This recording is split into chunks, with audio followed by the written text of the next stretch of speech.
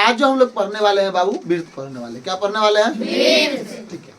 वृत्त क्या होता है ये जानेंगे, वृत्त के क्या सब फॉर्मूले हैं, बेसिक कॉन्सेप्ट जितना है सब हम लोग पढ़ेंगे। और ये पूरे पढ़ने के बाद हमें नहीं लगता है कि आपको फिर से वृत्त पढ़ना पड़ेगा। ठीक है, पहले हम वृत्त के बारे में जानते हैं, वृत्त का क्या चीज होता है, उसका क्या नाम होता है, इसके बारे में हम लोग जानते हैं। ठीक है, तो समझिए वृत्त कैसे बनाई जाती है। हम लोग ये प्रकार, इसको एक्लोलिया कहते हैं हम लोग, इसके सहायता से हम एक क्या करते हैं, प्रकार में पेंसिल फिट करके या कलम फिट करके रख करके फूल जो बनाते हैं वैसे ही बनाते हैं। ठीक है, हम वैसे एक बना लेते हैं। ऐसे बनाते हैं ना आप?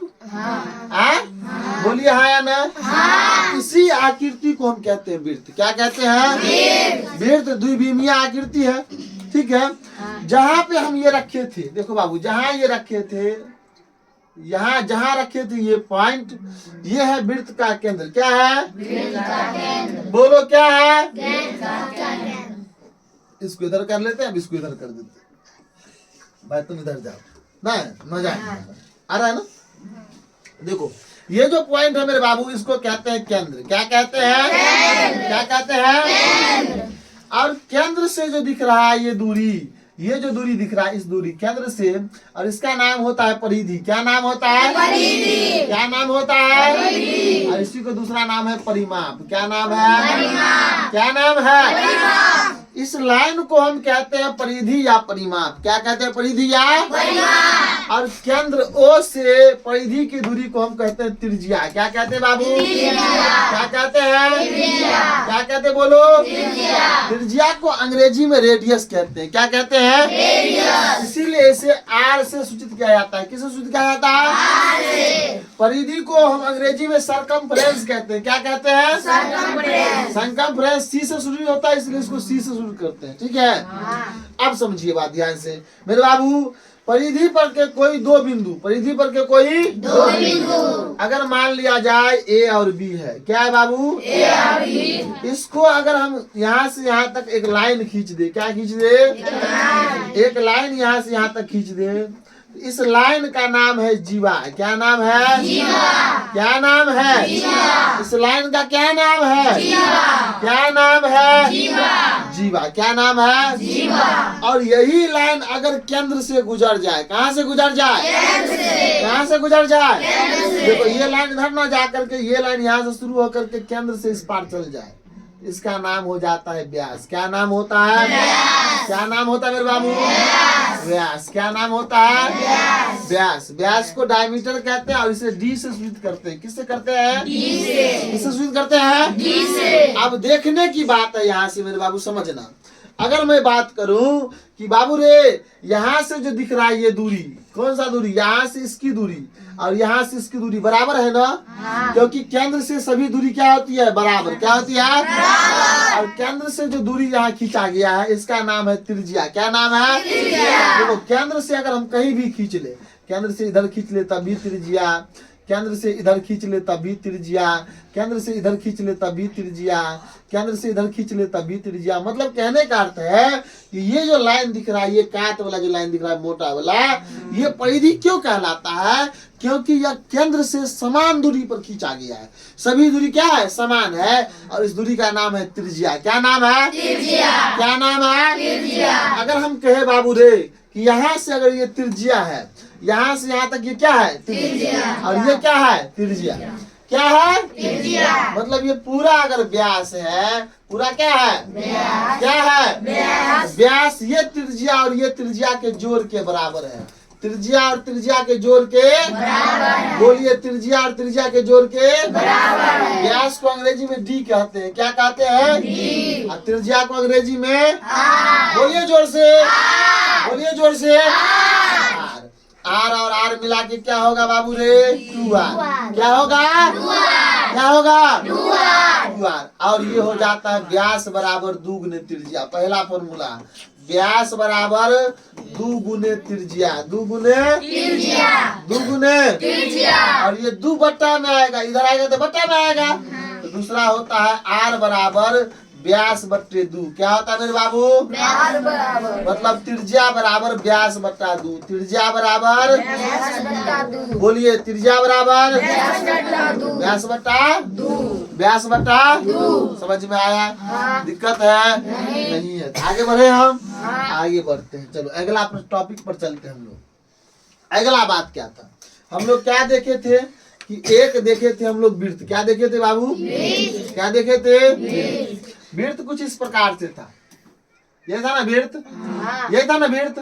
ये वृत्त जो दिख रहा है आपको मेरे बाबू समझना, इसका नाम है परिधि। क्या नाम है? परिधि। क्या नाम है? अब हम डिटेल्स में नहीं जानेंगे, अभी केवल नॉर्मल जानेंगे। अब 10th में जाएंगे, अभी तुम लोग तो 6-7 का बच्चे हो।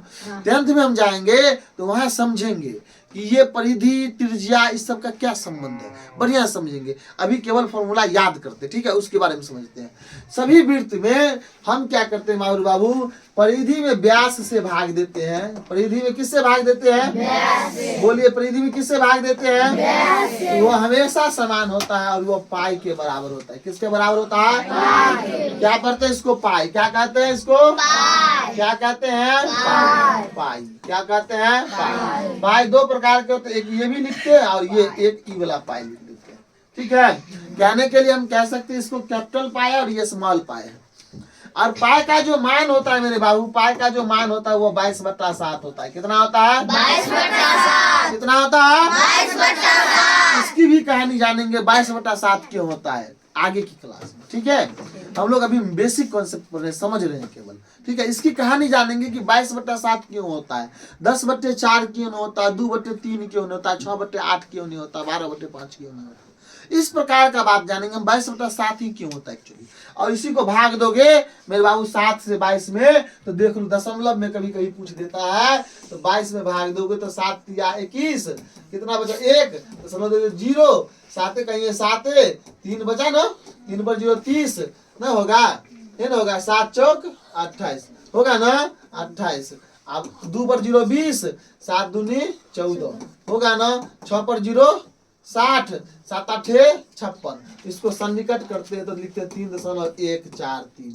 क्या लिखते हैं? 3.143। 3.143 या 2 अंक तक लिख लो, 3.14। दशमलव में कभी कभी कहेगा लगाने के लिए तो हम दशमलव में भी लगा लेंगे, और कभी नहीं कहेगा तो इसी भी हम लोग मान लिख सकते हैं 22/7। क्या लिखेंगे बाबू? 22/7। समझ में आया? बोलिए हाँ या ना?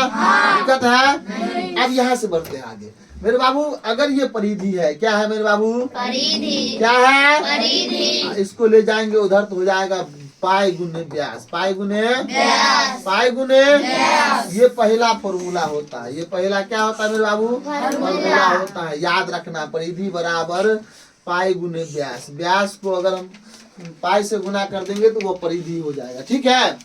अब समझने की बात है कि जो व्यास दिख रहा है, क्या दिख रहा है? व्यास। क्या दिख रहा है? व्यास। व्यास का मान क्या है? देखो, व्यास का मान है 2 गुने त्रिज्या अर्थात 2r। क्या है बाबू? 2 गुने त्रिज्या या 2r। तो हम यहाँ पे लिख सकते हैं 2 गुने त्रिज्या। यहाँ पे हम लिख सकते हैं मेरे बाबू, परिधि बराबर पाई गुने 2r। व्यास का मान तो 2r है। इसको ठीक करेंगे मेरे बाबू, क्या करेंगे? ठीक करेंगे। हम इसको इस प्रकार से लिख सकते हैं 2 पाई r, मतलब परिधि बराबर 2 पाई r। परिधि बराबर 2 पाई r। और सबसे प्रचलित फॉर्मूला यही है। यही फॉर्मूला सबसे प्रचलित है। मतलब वृत्त का परिधि क्या होता है? तो 2 पाई r। क्या होता है? 2 पाई r। बोलिए जोर से, 2 पाई r। एगो फॉर्मूला यहाँ ये भी हो गया। अगर हम बात करेंगे मेरे बाबू, आर हम रख लेंगे, 2 पाई को इधर भेजेंगे तो बटा में जाएगा। तो यहाँ से अगर आर पूछे या त्रिज्या पूछे, क्या पूछे? जब परिधि दिया हो अगर त्रिज्या पूछ ले तो हम कहेंगे बाबू परिधि बट्टा 2 पाई। परिधि बट्टा 2 पाई। बोलिए, परिधि बट्टा 2 पाई। ये भी होता है। समझ में आया? अब एक क्वेश्चन देख लेते हैं इसमें। एक क्वेश्चन देख लेते हैं। क्वेश्चन क्या है समझिएगा ध्यान से। क्वेश्चन कह रहा है मेरे बाबू, ध्यान से समझना कि एक वृत्त का त्रिज्या 7 सेंटीमीटर। कितना सेंटीमीटर? 7 सेंटीमीटर है। तो उसका परिधि ज्ञात करे। उसका क्या ज्ञात करे? बोलिए, उसका परिधि ज्ञात करे। क्या ज्ञात करे मेरे बाबू? परिधि ज्ञात करे। अब समझना, परिधि अगर निकालना है मुझे, क्या निकालना है? परिधि। तो अब अगर हम बात करें इसके हल की, किसकी बात करें मेरे बाबू? हल की बात करें। क्या दिया गया है बताओ? त्रिज्या। क्या दिया गया है? त्रिज्या को हम आर से सूचित करते हैं। किससे सूचित करते हैं? आर से। बोलिए किससे सूचित करते हैं? आर से। क्या पूछ रहा है? परिधि। मेरे बाबू क्या पूछ रहा है? परिधि। परिधि। परिधि। तो परिधि अगर हम बात करें यहाँ से, तो परिधि का फॉर्मूला क्या है? 2 पाई। बोलिए 2 पाई। परिधि का फॉर्मूला 2 पाई। 2 पाई। 2 पाई का मान कितना मेरे बाबू? गर्म लगी है ना? 22 बटे अभी ना पढ़े थे। पाई का वैल्यू जोर से बोलिए। 22 बटे का 7। और आर कितना है मेरे बाबू? 7। 7 से 7 गया तो बोलो 22 दूनी कितना होता है? कितना होता है?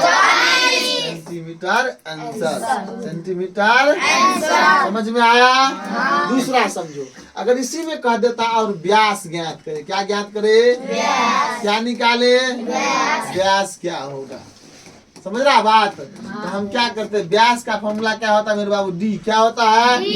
क्या होता है? बताओ डी का फॉर्मूला क्या होता है? हमने पढ़ाया है। डी का फॉर्मूला होता है मेरे बाबू डी बराबर 2r। डी बराबर क्या होता है? डी बराबर मतलब 2 गुने त्रिज्या। 2 गुने त्रिज्या। बता ना, अगर हम यहाँ से लिखेंगे 2r और r का मान कितना है बाबू? 7। बोलो कितना? 7। तो यहाँ लिखेंगे 2 गुने का 7 तो 7 दूनी 14 सेंटीमीटर। क्या हो गया? समझ में आया? समझ में आया? दिक्कत है? चलो आगे बढ़ते हैं हम लोग आगे बढ़ते हैं। अब चलते हैं क्षेत्रफल पर। कहाँ चलते हैं मेरे बाबू? कहाँ चलते हैं? क्षेत्रफल पर। ठीक है, तो ये देखो वृत्त है। वृत्त है, यह है ना वृत्त। और ये वृत्त कितना क्षेत्रफल घेरा गया है ये पूछ रहा है। हम सीधे लिखते हैं अभी वृत्त का क्षेत्रफल पाई आर स्क्वायर। क्या लिखते हैं? क्या लिखते हैं बाबू? याद रखने के लिए भी तुम लोग बेसिक कॉन्सेप्ट समझो। वृत्त का क्षेत्रफल पाई आर स्क्वायर। वृत्त का क्या? क्षेत्रफल। वृत्त का क्षेत्रफल क्षेत्रफल क्या होता है मेरे बाबू? पाई आर स्क्वायर। ये फॉर्मूला है, आपको याद करना होगा। इसको क्या करना होगा? याद। अब हम लोग तुम्हारे मन में ये क्वेश्चन उठ रहा होगा कि वृत्त का क्षेत्रफल पाई आर स्क्वायर ही क्यों? 4/3 पाई आर क्यों नहीं? कुछ भी क्यों नहीं? यही क्यों? इसके बारे में हम लोग जानेंगे स्पेशल क्लास में। ठीक है, ऑफलाइन बैच में हम लोग पढ़ते रहेंगे। ठीक है, घबराना नहीं है। यहाँ से अगर हम लोग त्रिज्या निकालेंगे, क्या निकालेंगे? त्रिज्या। तो हो जाएगा क्षेत्रफल बट्टा पाई। क्या होगा? क्षेत्रफल बट्टा पाई। बट्टा का पाई। और ये स्क्वायर उधर जाएगा तो रूट अंडर। क्या होगा? Root under. क्या होगा? Root under. क्या होगा? Root under. क्या होगा? Root under. रूट अंडर क्षेत्रफल बट्टा पाई। रूट अंडर क्षेत्रफल बट्टा। समझ में आया? दिक्कत है? नहीं। अब क्वेश्चन देखते हैं। हाँ, क्वेश्चन है एक वृत्त का त्रिज्या। वृत्त का एक वृत्त का त्रिज्या 14 सेंटीमीटर। कितना सेंटीमीटर बाबू? 14 सेंटीमीटर है। तो उस वृत्त का क्षेत्रफल ज्ञात करे। तो उस वृत्त का क्षेत्रफल ज्ञात करे। क्या ज्ञात करे? क्षेत्रफल ज्ञात करे। क्षेत्रफल ज्ञात करे। ठीक है, ज्ञात करे। अब हंसना नहीं है। ठीक है, अब समझिए क्या दिया गया मेरे बाबू? बताओ। त्रिज्या। क्या दिया गया है? क्या दिया गया है? कितना दिया गया है त्रिज्या? 14 सेंटीमीटर। त्रिज्या को ही तो आर कहते हैं हम लोग। कितना दिया गया बाबू? 14 सेंटीमीटर। क्षेत्रफल पूछ रहा है। क्या पूछ रहा है? तो बताना मेरे शेर कि अगर क्षेत्रफल की बात करें, वृत्त का क्षेत्रफल क्या होता है? क्या होता है? तो बताओ, यहाँ लिखते हैं तो क्षेत्रफल बराबर वृत्त का क्षेत्रफल बराबर फॉर्मूला होता है। क्या होता है मेरे बाबू? बताना। पाई आर स्क्वायर। पाई का मान 22 बटे का 7। और आर का वैल्यू कितना है? 14। स्क्वायर मतलब 2 बार गुना। 7 दूनी 14 होगा ना? 22 दूनी 44 को क्या से गुना करेंगे? 14 चौका 56। हाथ में रहा 5। 14 चौका 56 और 5 कितना होता है? 61। कितना होता है? हो गया। लेकिन गलती हो जाएगा। पूछो क्यों गलती हो जाएगा? इसका यूनिट जो दिया गया है सेंटीमीटर, तो स्क्वायर क्षेत्रफल है तो क्या लगाएंगे बाबू? स्क्वायर। अब जा करके सही होगा। किस किस को समझ में आया?